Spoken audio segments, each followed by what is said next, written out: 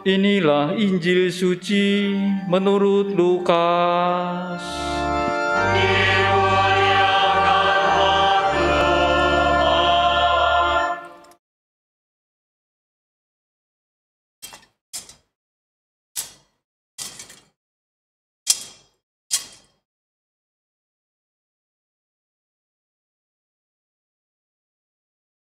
Beberapa waktu sesudah kedatangan malaikat Gabriel, berangkatlah Maria dan bergegas menuju sebuah kota di pegunungan Yehuda. Di situ ia masuk ke rumah Zakaria dan memberi salam kepada Elisabet. Ketika Elisabet mendengar salam Maria, melonjaklah anak yang dalam rahimnya, dan Elisabet pun penuh dengan Roh Kudus. Lalu berseru dengan suara nyaring, "Diberkatilah engkau di antara semua perempuan, dan diberkatilah buah rahimmu. Siapakah aku ini, sampai ibu Tuhanku datang mengunjungi aku? Sebab sesungguhnya ketika salammu sampai di telingaku, anak yang dalam rahimku melonjak kegirangan. Berbahagialah ia yang percaya, sebab firman Tuhan yang dikatakan kepadanya akan terlaksana." Lalu kata Maria, "Jiwaku memuliakan Tuhan, dan hatiku bergembira karena Allah Juru Selamatku, sebab ia telah memperhatikan kerendahan hamba-Nya. Sesungguhnya, mulai sekarang segala keturunan akan menyebut aku berbahagia, karena Yang Maha Kuasa telah melakukan perbuatan-perbuatan besar kepadaku, dan kuduslah namanya. Rahmat-Nya turun-temurun atas orang yang takut akan Dia. Ia memperlihatkan kuasa-Nya dengan perbuatan tangan-Nya, dan mencerai-beraikan orang-orang yang congkak hatinya. Ia menurunkan orang-orang yang berkuasa dari tahtanya, dan meninggikan orang-orang yang rendah.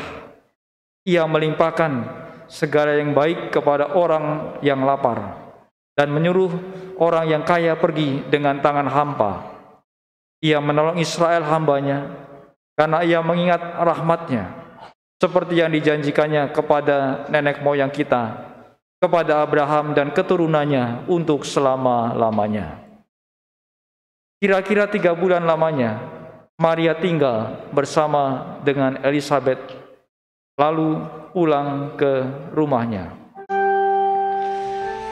Demikianlah sabda Tuhan.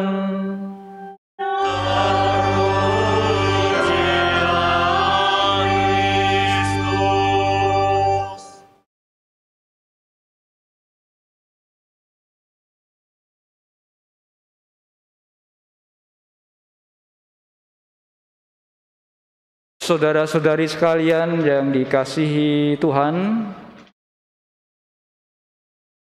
hari ini gereja merayakan Santa Maria diangkat ke surga.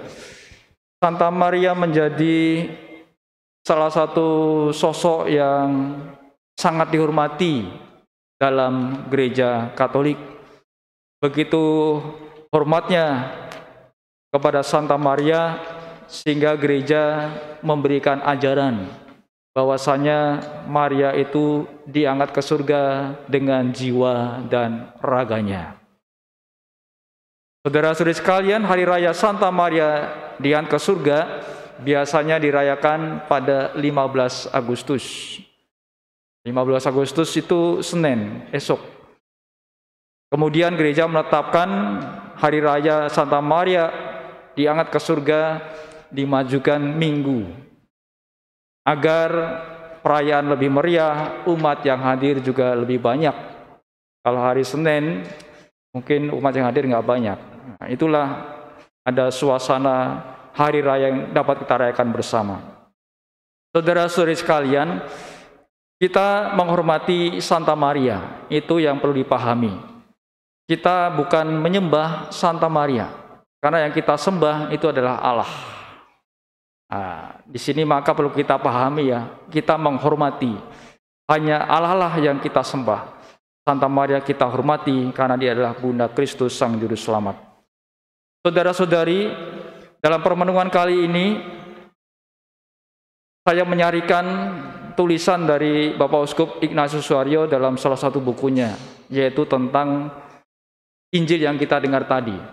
Injil yang kita dengar tadi adalah sabda yang dipilih pada hari raya Santa Maria diangkat ke surga.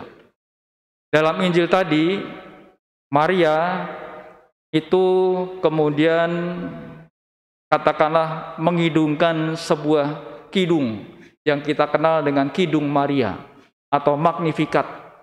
Tadi Maria berkata kira-kira demikian, jiwaku memuliakan Tuhan karena Allah juru selamatku, dan seterusnya. Nah, Kidung Maria atau Magnificat ini adalah pujian syukur atas keselamatan, dan di situ ada ungkapan harapan. Yang dipuji dan disyukuri adalah perbuatan-perbuatan besar Allah dalam sejarah.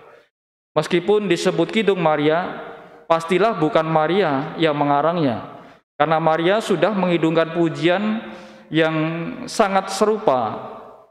Maksudnya karena Hana, salah satu tokoh kitab suci, sudah mengidungkan pujian yang sangat serupa sebagaimana kita temukan dalam 1 Samuel bab 2 ayat 1-10. Pujian itu dilambungkan ketika Hana, seorang perempuan yang dianggap mandul berkat anugerah Tuhan, akhirnya melahirkan Samuel. Ketika Hana mempersembahkan Samuel kepada Tuhan, ia melambungkan kidung yang dimulai dengan kata-kata ini. Hatiku bersukaria karena Tuhan, tanduk kekuatanku, ditinggikan oleh Tuhan. Mulutku mencemooh musuhku, sebab aku bersukacita karena pertolonganmu.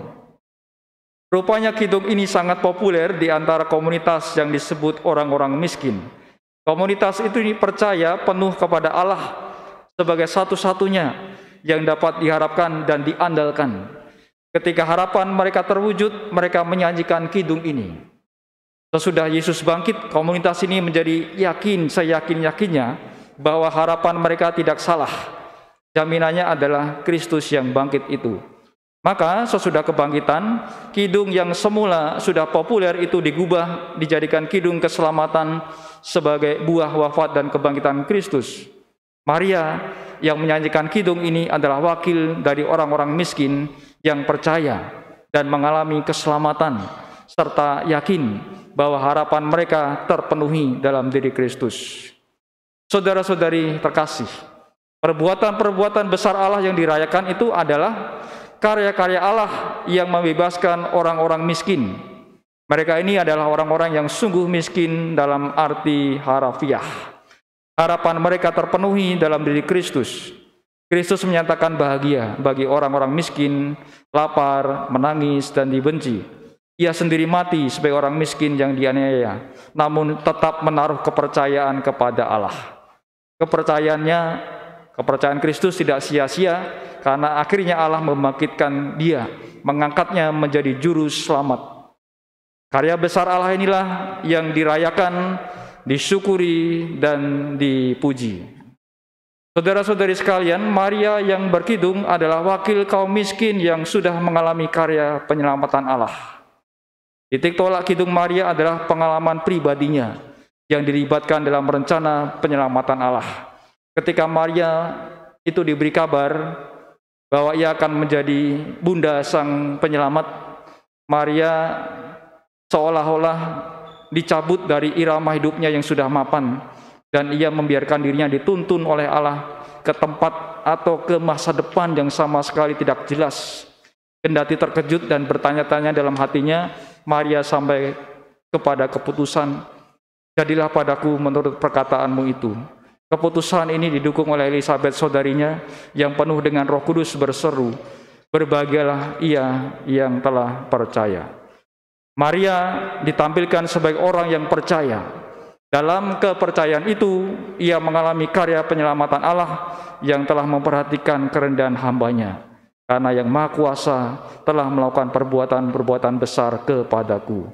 Itu yang Maria sampaikan dalam Kidung Maria.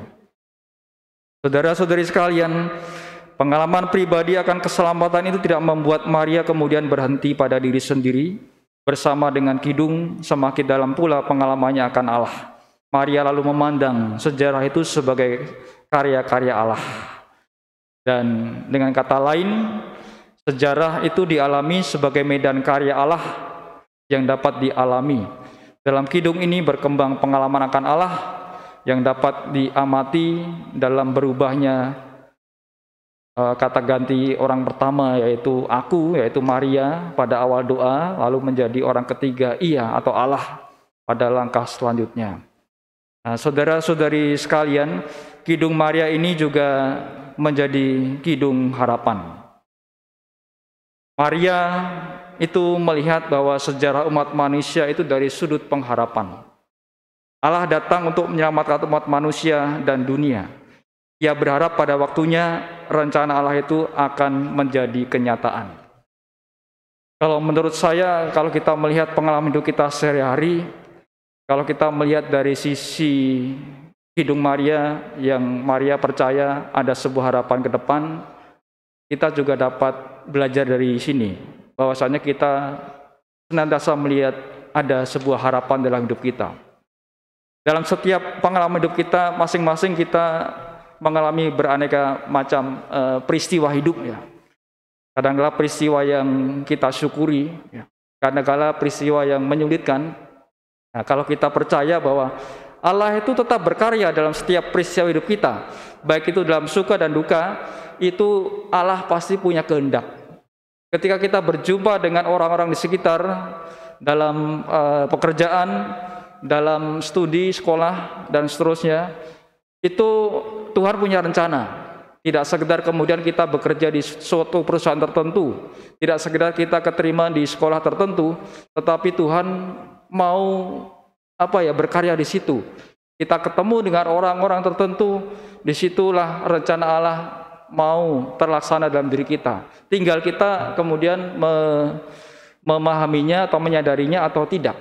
Nah, kalau itu kita sadari, setiap yang kita alami dalam hidup ini, kita percaya bahwa Allah berkarya, Allah punya rencana, maka rasanya segala peristiwa hidup itu dapat kita syukuri. Bahkan peristiwa yang mungkin sulit, peristiwa yang mungkin membuat kita itu mengalami tantangan dan hambatan, kalau itu kita melihat Allah mau berkarya di situ, Allah punya rencana di situ, nah, kita dapat lebih dikuatkan ketika menghadapi pengalaman atau peristiwa hidup.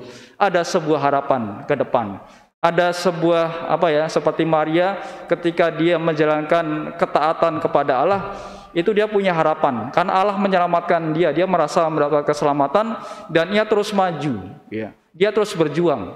Nah, kalau kita kemudian melihat ada harapan, karena kita percaya kepada Allah, kepada Kristus, di situ moga-moga hidup kita senantiasa mendapat kekuatan, ya, mendapat semangat. Nah, saudara-saudari sekalian, itulah permenungan yang dapat kita bawa bersama di Hari Raya Santa Maria diangkat ke surga ini. Dan mari kita juga belajar terus minta doa melalui Santa Maria, agar kita juga mampu senantiasa percaya kepada Allah, senantiasa punya harapan dalam hidup ini sebagai orang beriman Katolik.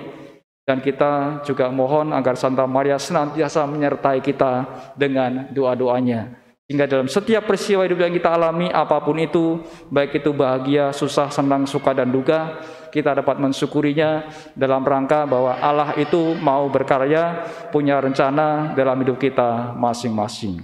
Tinggal kita menjalaninya, tinggal kita berusaha terus beriman dan mohon tentu bimbingan dari Roh Kudus. Kita hening sebentar untuk meresapkan sabda Allah.